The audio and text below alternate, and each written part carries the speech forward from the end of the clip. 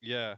So with this particular guy, I mean, what was most remarkable to me is that he felt the necessity to continually demonstrate this.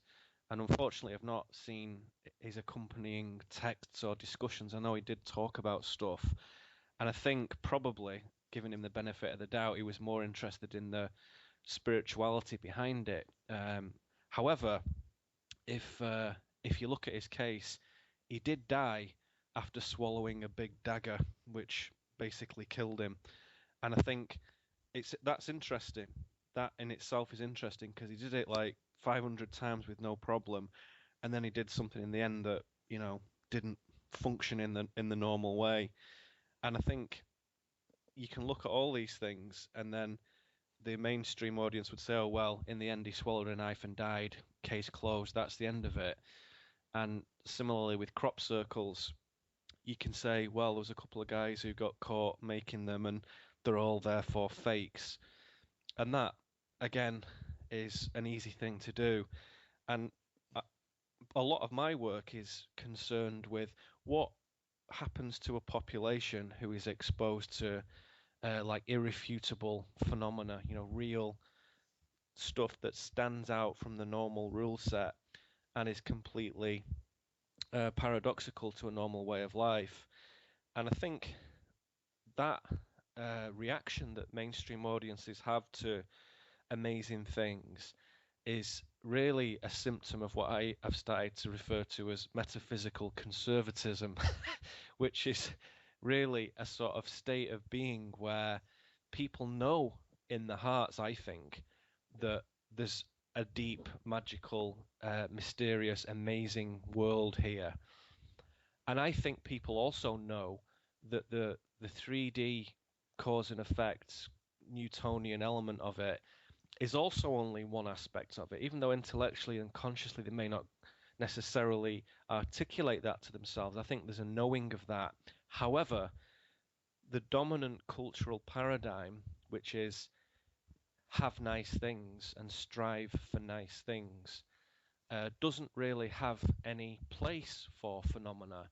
So if you come across somebody who sticks swords through themselves and you go and see crop circles in England, which I have done many, many times now, and if you see those things, you have to factor that in to your own worldview. And if your worldview is, I want to be here and have some nice things, then there's no place for that phenomena because it doesn't contribute to that equation. It doesn't contribute at all. In fact, it takes away from that equation. It makes it more complicated and it calls it into question.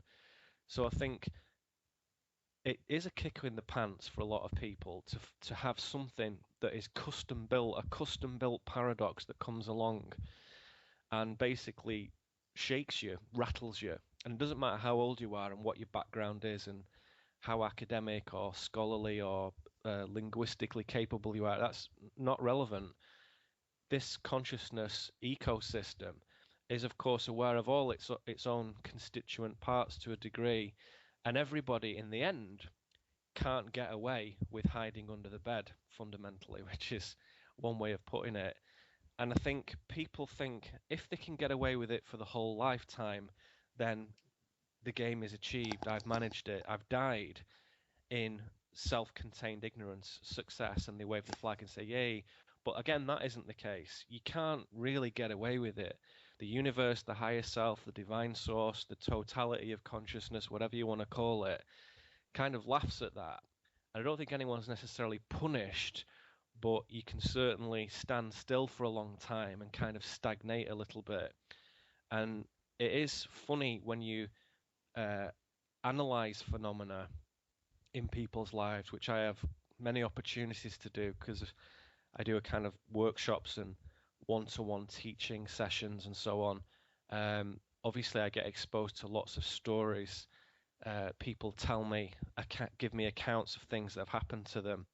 One thing, aside from the wonderment of all those things anyway, and how special they are to those people, of course, is how custom built a lot of these phenomena are for the individual, how perfectly illustrated they are to knock that person out of their paradigm, and that a certain type of event at a certain time in the life with a certain texture and a certain color and a certain tonality, either to completely bowl them over or just to give them a kind of metaphysical shudder that they can't ignore.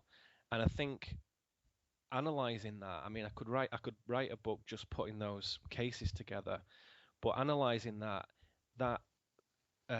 feedback element of the consciousness system becomes something worthy of our attention.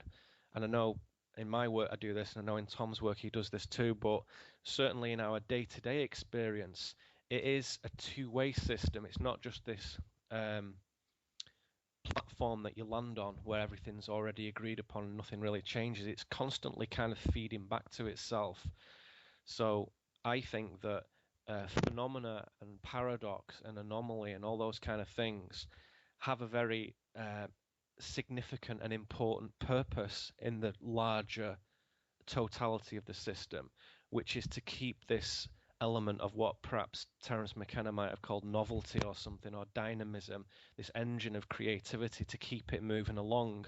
And I think that also explains to some degree why it's always necessarily a very small amount of people who come to that kind of knowledge with any sort of penetration and seriousness.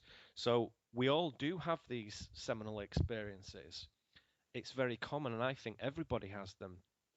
The difference is between me and another person, the only difference is how do we choose to regard those experiences in ourselves.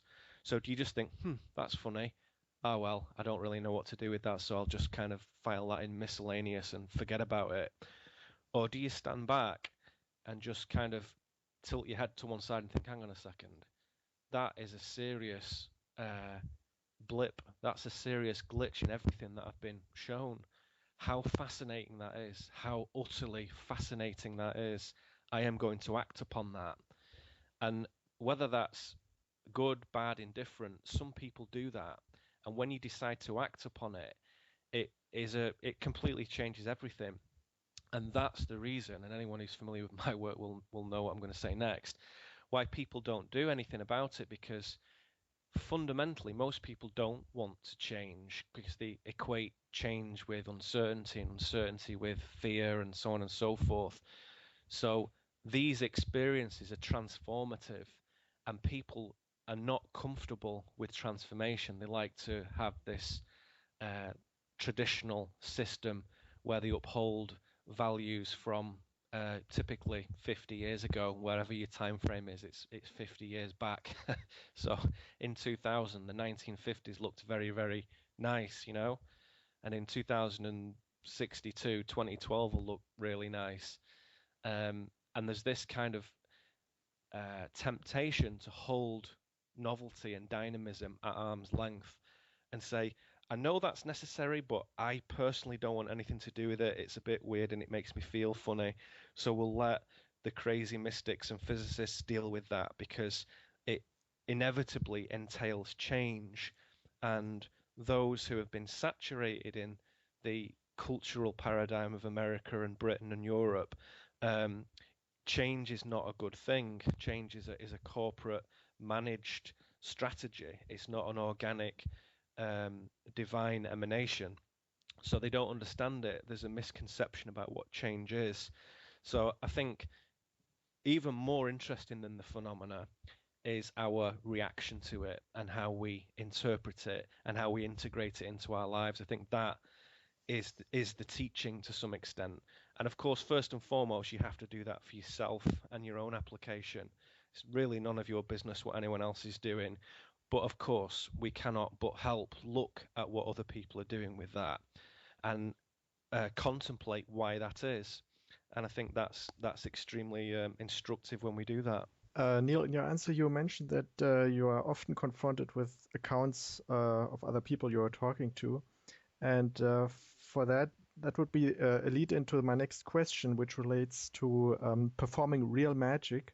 And before I ask my main question, could you maybe share the experience you shared in your Walking the Sacred Path workshop which you had as a teenager. Just a very brief thumbnail sketch. Sure, yeah.